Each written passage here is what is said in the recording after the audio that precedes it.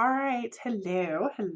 We're going to go ahead and start Unit 5. Unit 5 is all about linear functions and quadratic functions. We're going to look at graphing them and then also doing some word problems relating to them, okay? So we're going to start off with this first section that is interpretations of linear functions and also applications of linear functions. Okay, so I'm going to group those two assignments together because they're both pretty relatively short in terms of lecture. So the topics that we're going to go over is just graphing a linear function and also building linear models. Okay, and I'm sorry, my camera is jumpy a little bit here, so hopefully it will kind of resurrect here in a minute and not be so jumpy. Okay, so when we look at graphing linear functions, basically what we want to do is we want to plot our y-intercept and then just count with our slope to add additional points. Okay, so I'm going to go ahead and write here,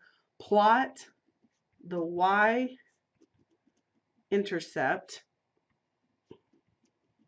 and then count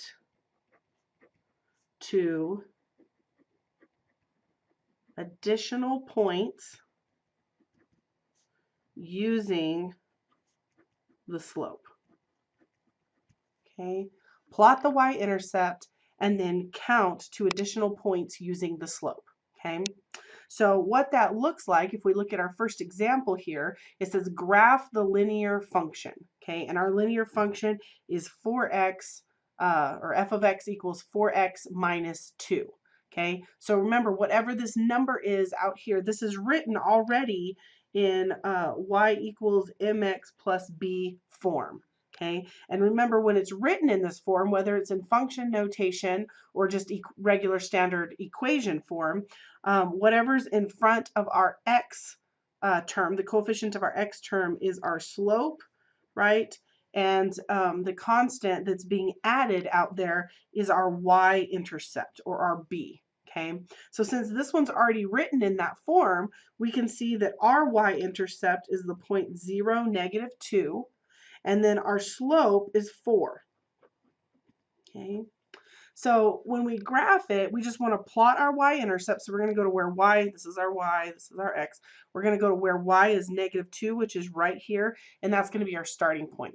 Okay, and then we're just going to count rise over run. Okay, so right now this is not written as a fraction, so we could write this as 4 over 1, right? Which means we're going to go up 4 and forwards 1. So from this point, we count up 4, 1, 2, 3, 4, forwards 1, 1, 2, 3, 4, forwards 1, or we could go in the opposite direction by counting the opposite way. So we could go down 4, backwards 1. So 1, 2, 3, 4, backwards 1. 1, 2, 3, 4, back. Well, I'm at the very end here. 1, 2, 3, 4, backwards 1. Okay, and you don't have to go all the way across. And then we just connect our dots to get a nice linear straight line, right? Hopefully yours looks a little straighter than mine does. All right, let's look at another one. Same idea on the second one. We identify our y-intercept, which is this point right here. So our y crosses at positive 4. So I'm going to go up and plot the y-intercept up here at positive 4. And then I'm going to count my slope. Now my slope here is negative. So you can either put that negative on the top of the fraction or you can put it on the bottom of the fraction. Okay, but it has to be one or the other. You can't put it on both. So we could write this as negative 1 over 3, or we could write it as 1 over negative 3. Okay, either way is fine with me. And it's just going to help you count in both directions. So remember, this is rise over run. So this means I'm going down 1 and forwards 3. So I could go down 1, forwards 3, down 1, forwards 3, and I could just keep going, right? Or if you put your negative on the bottom, now your rise is going to be positive. So we're going to go up 1, but then we're going to go backwards 3, right? So from our original y-intercept, we could go up 1 and backwards 3. Up 1 and backwards 3. Okay, so once you have sufficient points, go ahead and draw your line. Okay, not too bad. All right, let me look at one more and then I will have y'all try one. So this one's a little bit different because notice it doesn't look like we have a constant term, right? So we're looking for y equals mx plus b, and notice there's no nothing being added out here, okay? If there's not a term out here being added, we can assume that's an implied 0, okay? So that means that our y-intercept is the point 0, 0. So we're going to start right here at the origin, and then we just count our slope, okay? So our slope is 2 over 3. Both are positive, so that means I'm going to go up 2, forwards 3, rise over run, okay? So up 2 from this point puts me at 2 over 1, 2, 3. Then go up 2, forwards 3 again, okay? Or we can go in the opposite direction by going down 2, backwards 3, right? Down 2, backwards 3. And then we just connect our dots. Not too bad. All right, so there is a practice problem for y'all to try here. So go ahead and pause the video really quick, work this one out, and then unpause it when you're ready to see how you did. All right, so when we look at this practice problem, you can see that your y-intercept is at 3, so that's going to be our starting point here on the graph, and then our slope is negative 2/5. So if you put the negative with the 2, then you're going to go down 2, forwards 5. If you put the negative with the 5, then you're going to go up 2, backwards 5. Okay, so either way, your graph should look something like this. Okay, not too bad, maybe? All right, so we've seen this before. We've seen graphing straight lines. The only reason we're revisiting it is because they're calling it a function, right? The only difference is we have h of x or g of x or f of x instead of a y, but it's the same graphing straight lines that we've seen before, okay? So let's go ahead and move on and look at some applications where we actually build the linear function, okay? Let me just focus this. It looks a little blurry. Okay, that's better. All right, so we're going to go ahead and look at our applications. So this is a new homework assignment, okay, but I'm going to do it within the same video because it's pretty short. And for each of these, we want to come up with either a model or a linear function to represent what's happening in these word problems, okay? So when I look at this first one, it says a school is having a bake sale. The organizers estimate that it costs $104 for the supplies to make the baked goods. They plan to sell each plate of baked goods for $5. Write a linear model in the form y equals mx plus b, where y represents the amount of profit from the bake sale for selling X number of plates of baked goods. Okay, so they told us everything we need to know in this problem. They told us that they want it in the form y equals mx plus b. So I'm going to go ahead and write that. Okay. And then they're telling us where y represents the profit. So we want this to be how much money they make, okay? So notice this is a rate, right? Slope is our rate. So I'm going to go ahead and write here. This is our rate, okay? They told us that x is the number of plates of baked goods that they're going to sell. So I'm just going to say number of plates, right? They told us that y represents the amount of profit. So this is how much money we want to end up with, right? Our profit. So b always represents the initial amount. So it's either going to be an initial starting amount, it's going to be an initial expense, right? So if we talk about doing a bake sale and earning money, right? We want to earn a profit. Here, the first sentence or second sentence, it says they estimate that it costs $104 for the supplies to make the baked goods. So if we're having to spend money, that's not going to add to our profit, right? That's going to take away from our profit. So this is actually going to be our initial expense, right? So now all we do is plug in the things that we know, okay? So we know y is our profit, so we're just going to leave it as y.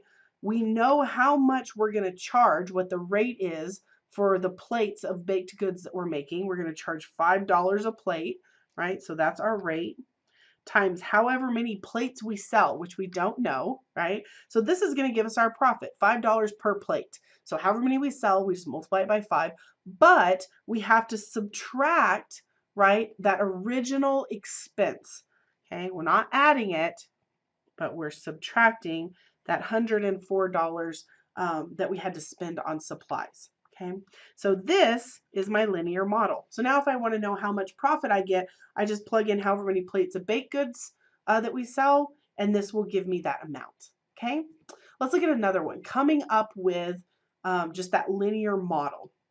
So it says a cellular phone service provider charges $45 per month and 8 cents per minute of airtime. Write a function that represents the monthly charge C as a function of T, the airtime used in minutes. Okay, so we have two letters here. Okay, they didn't give us y equals mx plus b, which since we know it's linear, we do want it to be y equals mx plus b, but we're not using y's and x's, right? They said write a function that represents the monthly charge. So this is going to be a c. Okay, and this is going to give us our monthly charge.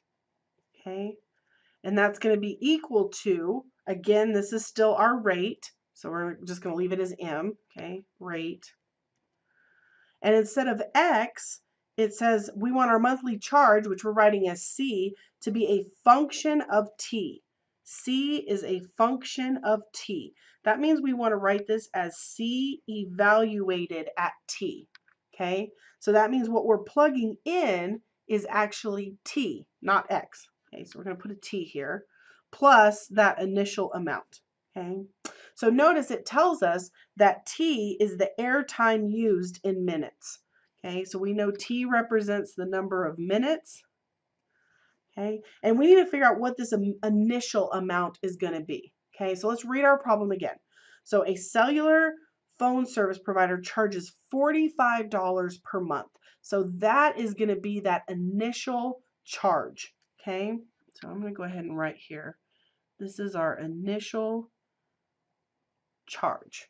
Okay, plus we're going to pay 8 cents per minute of airtime. Okay, and we want this function to represent the monthly charge. So we want to know how much money we're spending with this phone service. So we know we're going to spend $45 and we're going to spend 8 cents per minute. Okay, so we just have to plug it in. We know our rate is 8 cents per minute, and we're denoting our minutes with T, plus that initial charge, which was $45. Okay, and notice here I'm adding, okay, because this function, we're adding up our charges, right? We're not calculating a profit like the last one. We're adding up our charges, and $45 is what we're going to be charged no matter what, plus 8 cents per minute. Okay, so we leave it like this.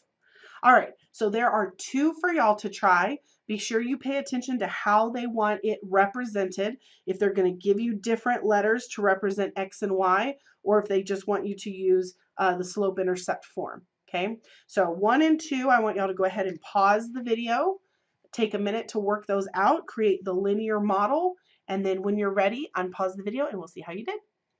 All right, so let's look at our practice problems. The first one says an airplane travels 80 miles to get to the nearest major airport. The plane cruises at a speed of 550 miles per hour to reach its final destination. So anytime you see miles per hour, we should be looking at that and thinking slope, right? Because that is a rate, okay? Which linear model represents the total distance traveled? Well, that doesn't make any sense because I'm not giving you choices. So let's just say we're going to find a linear model that represents the total distance traveled, D. Okay, so D is what we want this to be equal to. That's our total distance traveled, okay, by the airplane as a function of T. So anytime they want it as a function of T, that means we're going to write this as D evaluated at some t value, okay? And t represents the time in hours needed to reach the final destination from the airport, okay? So we know that d of t is our function, m is our rate, which is how fast we're going, okay? T is going to be our time, and b is our initial distance, right? We know how far we're going to go because we can calculate our rate times however long we've been traveling. But we also says that an airplane travels 80 miles just to get to the nearest airport, right? So that's our initial distance. So our function should look like d of t is equal to 550t plus that initial distance of 80 miles. Okay. All right, let's look at the second one. The second one says Pete estimates that he has spent $64.50 on supplies for his lawnmower. he charges $12 per lawn for his service. Write a linear model in the form y equals mx plus b, where y represents the amount of profit Pete earns for mowing X number of lawns. So we're using just X and Y. We want it in Y equals MX plus B. Okay. M is always our rate. Okay. Or our miles per hour or our charge rate. Okay. Any kind of rate. X, X here is how many, the number of lawns that he services, right? That he mows. And then B is our initial either amount or expense. In this case, it says Pete estimates he's spent $64.50. So if we're trying to figure out his profit, then an expense would be subtracted off that profit, right? So we're going to go ahead and write it as y equals 12x because we're charging $12 per lawn, and then we're subtracting his lawnmower expense from that, okay? All right, so these were kind of the easy ones. They give you all the information you need and you just have to plug it into the y equals mx plus b format. So what I want to look at now is ones where maybe that rate is not provided. So if that rate is not provided for you, then there should be information within the problem that will allow you to come up with the rate. Okay, so let's look at these. It says, after descending for 8 minutes, an airplane is at an altitude of 24,800 feet. After 20 minutes, the plane's altitude is 12,800 feet. Assuming a linear function, write an equation in the form a of t equals mt plus b that shows the altitude A after t minutes of a descent. Okay, so the first thing we need to figure out is, did they give us a rate? So when we read through this, they're saying, well, after 8 minutes, we're at this altitude. After 20 minutes, we're at this altitude. But they didn't actually say our rate that we're increasing in altitude or rate that we're, decreasing in altitude. So they're not giving us an actual rate. So we need to figure that out. Now, in order to figure out our rate, we need 2 points, right? Rate is just our slope. And we can't calculate our slope without having 2 points on the line, right? So we need to come up with 2 ordered pairs so we can calculate slope. And before we can do that, we need to know what the ordered pairs represent in terms of this problem. So we have A of t. So notice t is getting plugged in. So t is kind of like our x value, right? It's our input value. So if we're plugging in t, we need to know what t represents. It says here that t is representing minutes, right? Or time, okay? So we're going to put, this is minutes that we're plugging in. And when we plug in minutes, we're getting out A of t, right?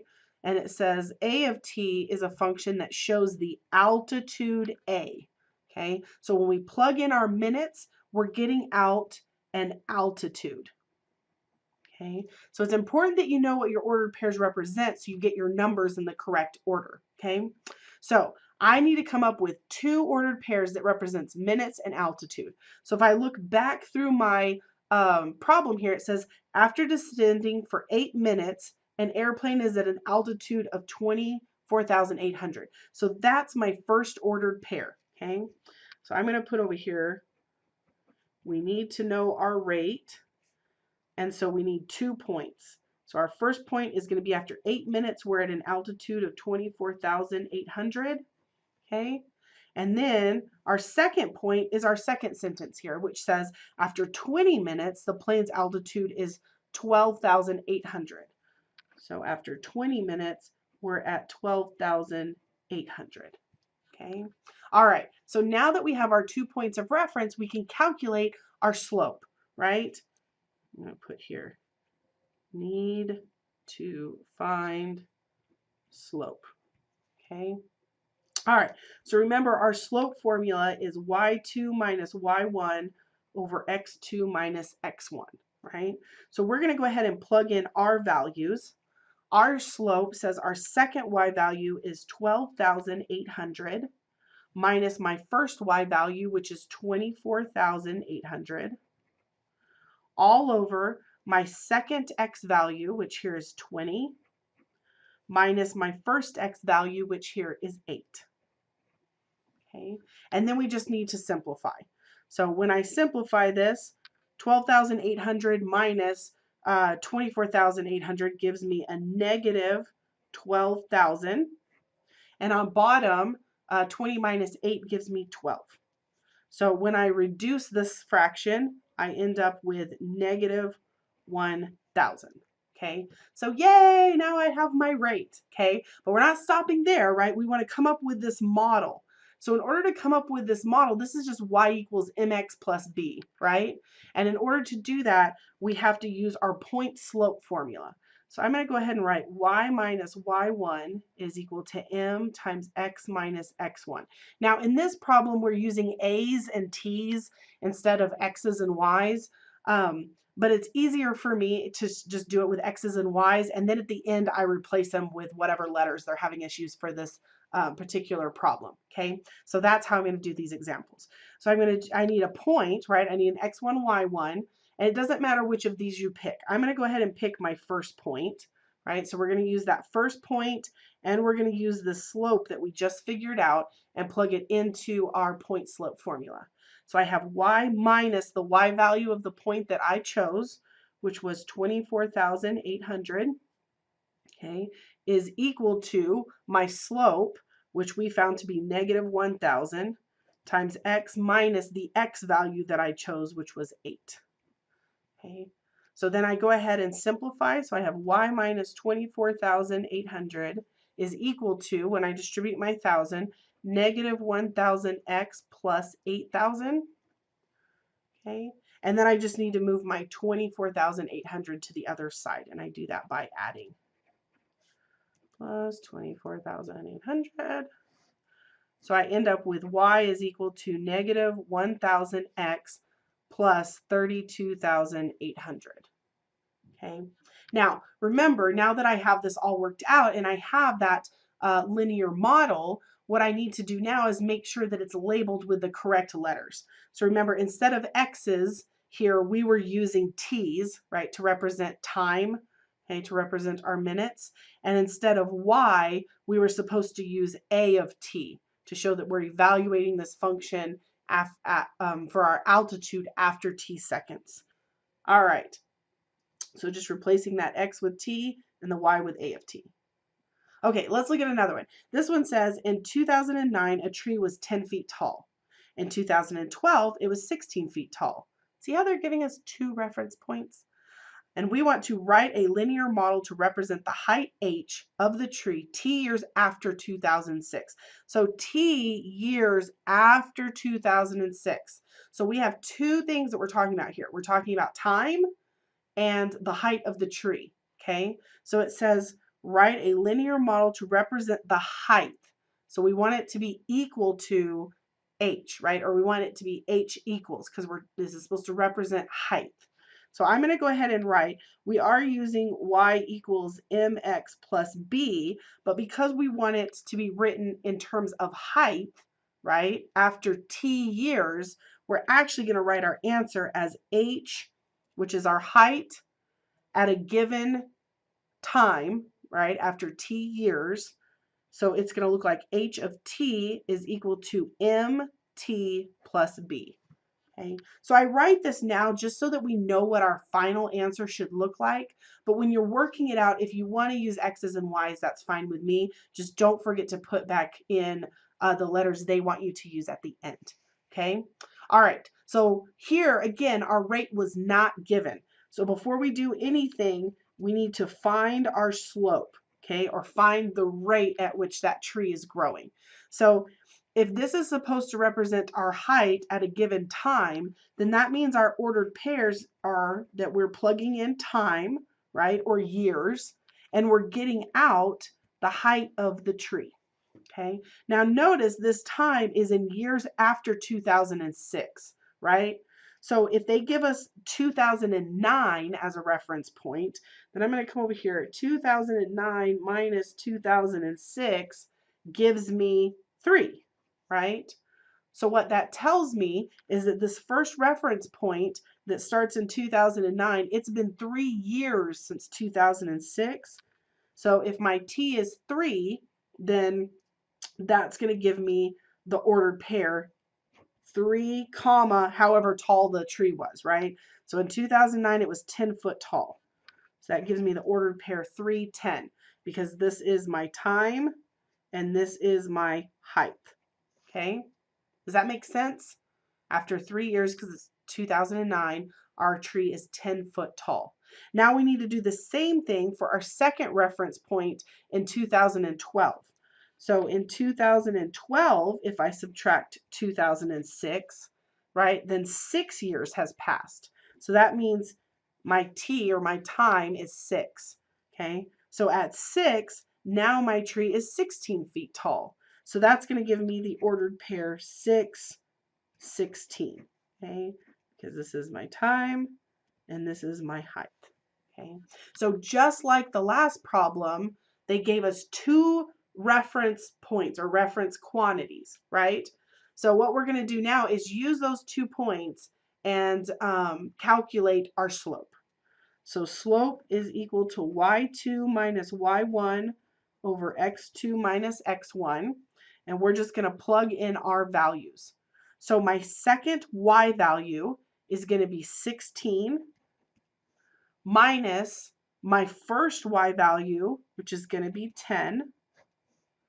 And then I divide that by the change in my x. So my second x value is 6 minus my first x value, which is 3. Okay. So 16 minus 10 leaves me with a 6 on top, and 6 minus 3 leaves me with a 2, and 6 divided by 3, or I'm sorry, 6 minus 3 leaves me with a 3, and 6 divided by 3 is 2. I'm sorry, my video is kind of freezing and sticking and things like that. Hopefully you're going to be able to watch this and understand easily. I'm sorry. All right, so now we know our slope. So once we know our slope and we have a point, which I'm just going to pick the first one.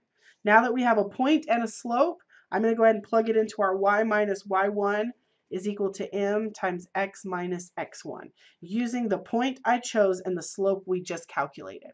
Okay, so y minus the y value of the point I chose, which is 10, is equal to our slope 2 times x minus the x from the point that I chose, which was 3. And then I just distribute that 2. So I get y minus 10 equals 2x minus 6. And then I move my 10 to the other side. So I end up with y is equal to 2x plus 4. Okay. And then remember, we're supposed to be writing this as a function of height at a certain time. So now that I have my equation, make sure you express it with the letters they wanted you to. So this is a function of height at a given time t. Our rate is 2 times whatever our time is plus 4. Okay, so just putting in the right letters that they have. All right, so there are 2 practice problems for y'all to try on the next page. So I'm going to go ahead and let y'all pause the video, and then whenever you've got it worked out, or if you get stuck, go ahead and play the video and we'll go through them. Okay. All right, I'm going to go ahead and go over the practice problems 1 and 2. I apologize, I have some typos on my paper, but your paper should have been fixed. So hopefully you don't have all the same squiggly markouts and corrections that I have on mine. All right, so on the first one, it says a caterer charges $800 for a party of 25 guests. And for a party of 60 guests, the same caterer cost is $1,430. Okay, we want to write a linear model to represent the cost C as a function of G. Okay, so we want our y value, or our function value, to be C, which is our cost, and our function to be a function of G, which is the number of guests. So notice over here, I always go ahead and write what our ordered pair represents. We're plugging in the number of guests to figure out the cost for that amount of guests. Okay, and so I'm going to write over here, instead of x's and y's, once I get done working this out, I need my x's to be G, right? Because that's what they want the number of guests to be labeled.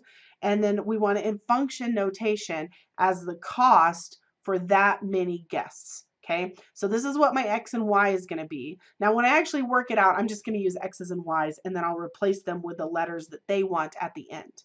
So I use my 2 ordered pairs that are given in the problem, which is that for 25 guests, it's $800, and for 60 guests, it's $1,430. And I use those 2 points to calculate my slope. When I do that, we should get a slope of 18. So I use that slope, and one of these points, I chose the first one just because it has smaller numbers, okay? So I'm using those two reference points and then plugging it into my y minus y1 equals m times x minus x1, okay? So I'm plugging in 800 for my y1, 25 for my x1, and 18 for my slope. Then I just distribute the 18, move my 800 over, and I get y equals 18x plus 350. Then remember, we want to put it in the correct letters, in the correct format. They want it written as a function. So we're going to replace y with our c of g, because g is the number of guests, which is our x. Okay, so replace x with g. Are we kind of okay? If you need to see that again or you need to spend more time looking at it, go ahead and pause the video. But I'm going to go ahead and move on to number 2. Number 2 is that in 2008, Jen had a collection of 44 shells. Okay. In 2011, her collection had 107 shells. Okay. And we want to write a linear model that represents the number of shells S in Jen's collection T years after 2007. Okay. So we want a model that represents the number of shells. So shells is what we want it to equal, okay? Or S is our output. So shells is going to be our Y value, right? And we're going to use an S for our Y value. And what we're plugging in to see how many shells she's getting is how many years after 2007. Okay, so T represents years or time, okay? And we're going to use a T. So again, you can use X and Y when you're working it out, but make sure at the end you put in S and T because that's how they want it written, as a linear model of S after T years, okay? So now, because this is specifically after 2007, we're going to have to subtract to see what our T is. So in 2008, if we subtract 2007, that means 1 year has passed. So in 1 year, she has 44 shells. Okay, and the same thing with 2011. In 2011, if I subtract 2007, 4 years have passed. So in 4 years, her collection had grown to 107 shells. So now that we have our two reference points, we can use those to calculate our slope. Okay, and once we simplify and calculate our slope, we should get 21. Okay, so we're going to use our slope of 21, and one of these 2 points, I chose the one with a smaller number, and plug it into our point slope formula, okay? Y minus y1 equals m times x minus x1. So we're putting in 144 for our x1, y1, and 21 for our slope. When we simplify, we should get y equals 21x plus 23. And then don't forget to put in the correct letters to represent this function, okay? So our output is the number of shells. So we want that to be what this function is equal to, okay? And then it looks like our slope is 21, which means we're growing by 21 shells per year, right? So 21 times T, which is the number of years after 2007, plus 23, okay? All right, so that is the end of this lecture video. So you should now be able to do both of these assignments in your Alta Newton homework, okay? Interpretations of linear functions and applications of linear functions. So if you have any questions, feel free to reach out to me. I'm happy to help. Otherwise, we'll see you on the next video.